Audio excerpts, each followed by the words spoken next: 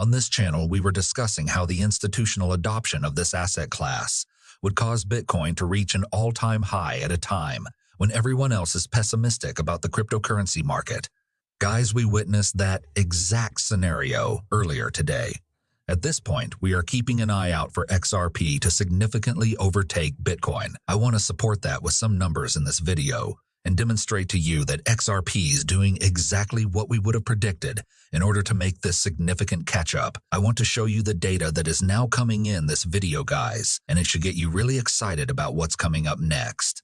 In the opening of this video, I also want to discuss something really fascinating that has to do with JP Morgan and XRP. Since this is something that's currently beneath the radar and quite intriguing, I'd like to start with the JP Morgan XRP story. Ashley Prosper, a member of our community, actually submitted a FOIA request Then to this the video SEC is for earlier you. this year, requesting any correspondence pertaining to XRP between JP Morgan and the agency. You might ask, rationally speaking, why the SECU would be speaking with JP Morgan on XRP. Why would JP Morgan and the SEC exchange information regarding the digital asset XRP and the business Ripple? Initially, one would think that the SEC would apologize and state that they had no information or correspondence with JP Morgan regarding XRP or Ripple. However, it was not the response we received. Ashley Prosper discovered earlier this year that the SEC has over 201 papers pertaining to their correspondence with JP Morgan concerning XRP and Ripple. For obvious reasons, the SEC is refusing to release such information to the public. Moreover, why is JP Morgan discussing XRP and Ripple? However, it is exciting enough to consider the existence of these exchanges. As fans of XRP and Ripple, we're constantly led to believe that these two tokens are merely minor participants in the global banking scene and aren't actually gaining any traction. They're merely a few sorts of specialized payment methods. They're only a tiny business, but the evidence that contradicts it keeps coming up time and time again. The mere fact that JP Morgan plans to correspond with the SEC on Ripple and XRP indicates that they regard these platforms as significant rivals to their cross-border payment system.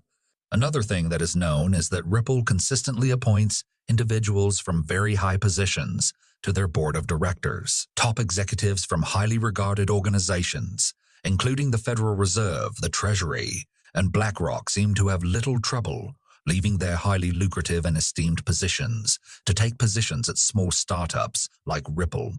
As just one more item, you have to sort of file away one of those folders and wonder what on earth is actually happening behind the scenes here. What appears to be happening, in my opinion, is that XRP and Ripple have effectively grown into a hidden network of tentacles within the current traditional banking system. Once the major participants in the system realized how far ahead Ripple and XRP were, they contacted their preferred regulator to ask them to slow down a little. Well, folks, while it's kind of depressing to see that's taking place in the US, you could sort of see that as a bad thing and say, oh, this is never going to get discovered. This hurt Ripple and XRP and so on. One positive development is that this indicates that XRP and Ripple are legitimate. It only goes to demonstrate how potent the technology is that they're even concerned about Ripple and XRP at this point, right? Do you really believe there would be 201 exchanges between the SEC and JP Morgan expressly discussing Ripple and XRP if Ripple and XRP were simply some fraud corporation, and if XRP was some worthless digital asset with no utility? Obviously not, no. The only reason you would be exchanging those messages is if there was a genuine concern about the disruption of your operation. Additionally, folks, take a look at the people that Ripple is landing with. The Fed, the Treasury, and representatives from all these other organizations are not going to Ripple to take a chance with their careers. They are coming over because they see the ripple effects of Ripple already spreading, and because they know we are witnessing a huge revolution in the workings of our financial system. Before we conclude, I would like to mention one more thing about this. Empower representatives have finally responded to Ashley Prosper's inquiries on Morgan and the SEC's discussions regarding Ripple and XRP.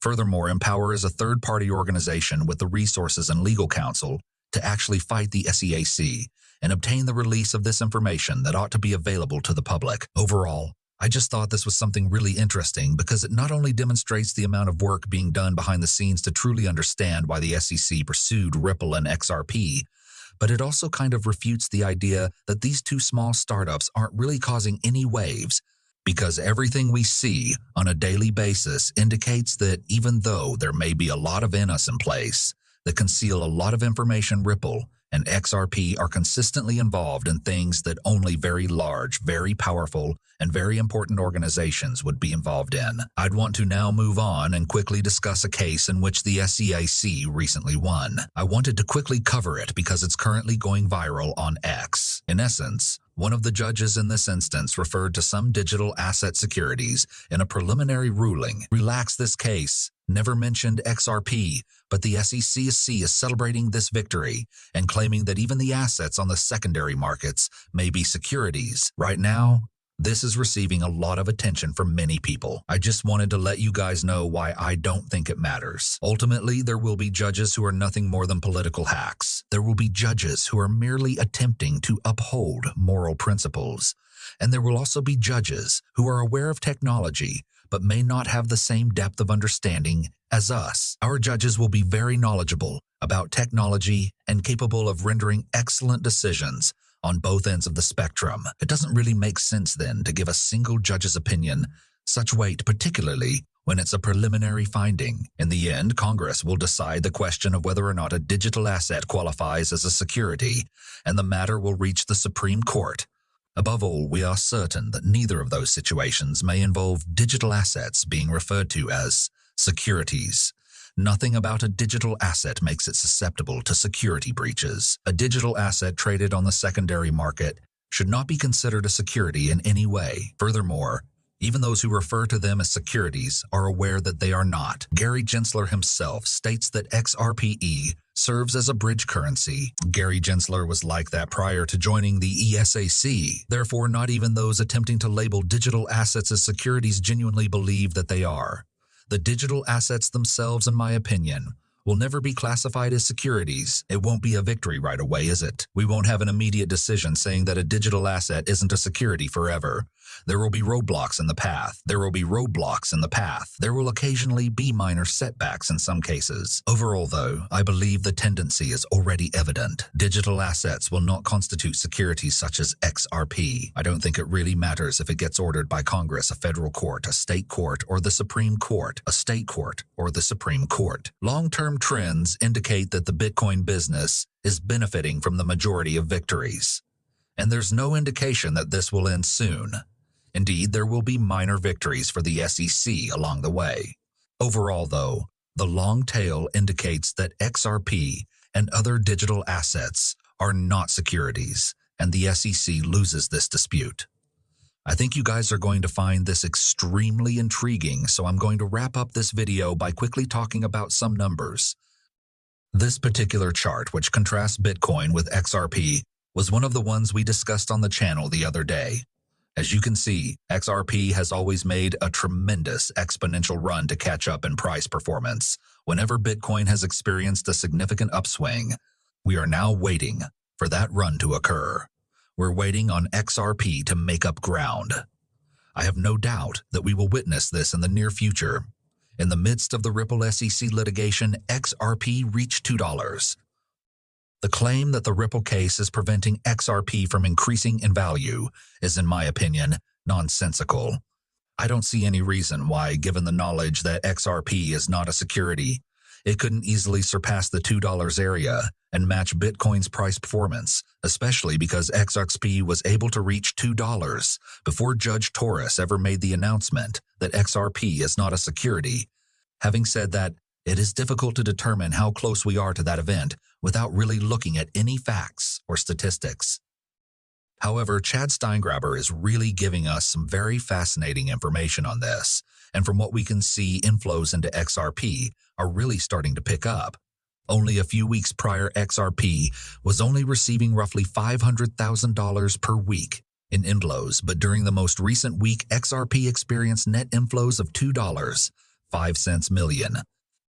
As more individuals become aware that XRP is the cryptocurrency best prepared for institutional use to significantly advance this market, we are witnessing a slow but steady increase in inflows into the platform. Just as we would anticipate, XRP's net inflows are gradually increasing to match the performance of Bitcoin's price. Gentlemen, the major financial institutions have just entered this asset class with great force, greatly inflating these markets.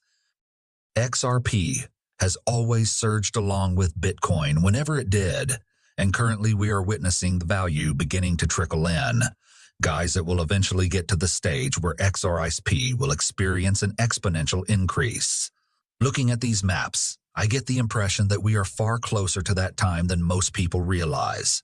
Folks, the volume is on its way and could happen any day or week now. The underlying fluxes are exhibiting it. It's going to be on the charts pretty shortly. All that needs to happen is time. In any case, I want to thank all of you for coming.